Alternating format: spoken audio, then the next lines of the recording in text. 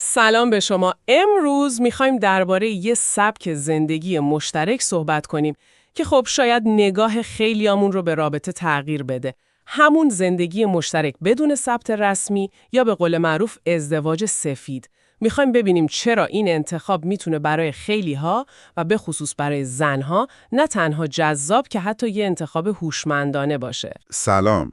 دقیقاً هدفمون اینه که ببینیم چطور میشه یه رابطه رو بر اساس یه انتخاب آگاهانه ساخت. بر پایه احترام متقابل و خب آزادی. نه صرفاً چیزایی مثل سنت یا فشارهای اجتماعی.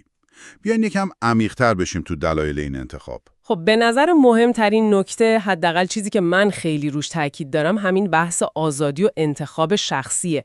یعنی اینکه کنار هم بودن یه تصمیم هر روزه است، یه انتخابه، نه یه چیزی که قانون یا جامعه به تحمیل کرده باشه. آره، این حس که کسی مالک اون یکی نیست خیلی مهمه. این آزادی باعث میشه به نظرم عشق واقعی تر باشه، چون آدما از روی میل کنار همن، نه مثلا ترس از عواقب قانونی یا حرف مردم. دقیقاً. و این خودش میرسه به نکته بعدی، یعنی شناخت واقعی قبل از یه تعهد خیلی بزرگ. آخه کی با چند تا قرار و مهمونی میتونه واقعاً یکی رو بشناسه؟ نمیشه که. اصلا نمیشه. زندگی زیر یه سقف، اونم بدون اون فشارهای اولیه ازدواج رسمی، بهترین راهه که بفهمیم آیا واقعاً با هم سازگاریم یا نه. تو جزئیات روزمره معلوم میشه. آره، مثل یه جور دوره آزمایشی میمونه، مگه نه؟ که خب جلوی خیلی پشیمونی‌های بزرگتر رو میگیره. مثل یه طلاق پردردسر و فرسایشی. دقیقاً. حالا برسیم به یه بحث خیلی حساس و شاید جنجالی تر. که چی باشه؟ ارتباط این انتخاب با قوانین موجود، به خصوص حق طلاق. آها، بله. نکته فوق‌العاده مهمیه. یه دیدگاه خیلی قوی هست که میگه این نابرابری تو حق طلاق توی ازدواج رسمی خیلی ها را، مخصوصا خانمای آگاه رو هل میده به سمت این نوع رابطه. بله، این یکی از دلایل اصلیه که مطرح میشه. استدلالشون اینه وقتی قانون حق طلاق رو عمدتاً دست مرد میذاره، یه زن ممکنه توی یه رابطه بد گیر بیفته ولی راه خروج آسونی نداشته باشه. گیر قانونی میفته یعنی؟ دقیقاً. سالها درگیری تو دادگاه‌ها، اثبات اسر و هرج، اینا خیلی فرسایشیه. اما تو ازدواج سفید، چون اون تعهد ثبتی و قانونی به شکل کلاسیکش نیست، خب از نظر عملی هر دو طرف اختیار دارن هر وقت خواستن رابطه رو تموم کنن. بدون نیاز به دادگاه و مجوز و این حرفا؟ آره، بدون نیاز به رضایت طرف مقابل حتی. برای همین بعضیا اینو یه راه فرار از چیزی میبینن که بهش میگن اسارت قانونی تو ازدواج رسمی. پس میشه گفت برای بعضیا، به خصوص زنانی که به این مسائل آگاهن، این انتخاب یه جورای تضمین حق انتخاب، امنیت روانیه. دقیقاً. یعنی کنترل سرنوشت رابطهشون دست خودشون باشه که قانون یا عرف براشون تصمیم نگیره. بله. و باز تأکید میکنن که این معنیش بی‌مسئولیتی نیست. برعکس، میگن این نشونه بلوغه که دو نفر رابطهشون رو روی احترام و رضایت قلبی و آگاهی بنا میکنن، نه اجبار بیرونی. تعهد از درون میاد.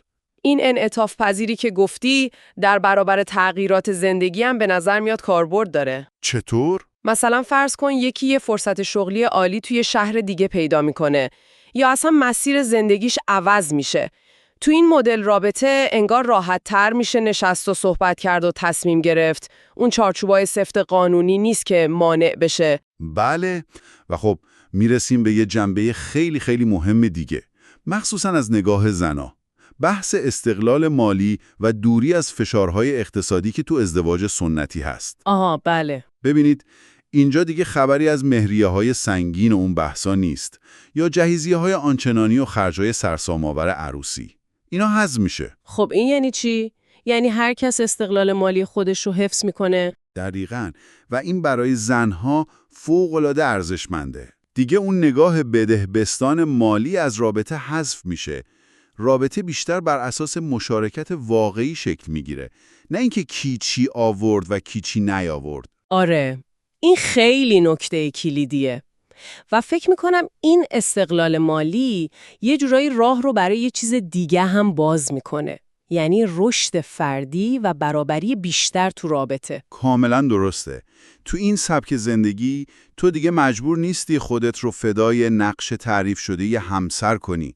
اون نقش‌های سنتی کمرنگتر میشن. یعنی هر دو نفر میتونن همزمان که عاشق همن و با هم زندگی میکنن، هویت و هدفهای فردی خودشون رو هم دنبال کنن، میتونن رشد کنن. این خیلی مهمه. بله، و این حس برابری و احترام به فردیت به نظرم رابطه رو خیلی سالمتر میکنه. یه چیز دیگه هم هست، کمتر شدن دخالت خانواده ها.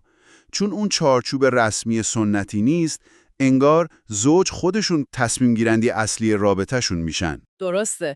خب پس میشه گفت این انتخاب حداقل از نگاه طرفداراش یه جور نمادی از مدرنیته است. یعنی یه بلوغ فکری و اجتماعی که میگه رابطه باید بر پایه انتخاب آزاد باشه، بر پایه برابری و احترام دو طرفه، نه مالکیت و اجبارهای سنتی. دقیقاً. پس اگه بخوایم جمع‌بندی کنیم، میبینیم که این انتخاب میتونه دلایل خیلی منطقی و عمیقی پشتش باشه. از آزادی و انتخاب روزانه بگیر تا شناخت واقعی و بیواسطه و خب استقلال مالی و فردی و در نهایت رشد کنار هم در یک فضای برابرتر. این نگاه در واقع عشق رو کنار آگاهی و احترام میذاره. امیدوارم این نگاه متفاوت به روابط و دلایل پشت این انتخاب برای شما هم جالب بوده باشه. اگه این سبک گفتگوها رو دوست دارید و میخواید بیشتر در مورد دیدگاه‌های مختلف بشنوید، خوشحال میشیم کانال ما رو سابسکرایب کنید تا همراه ما باشید.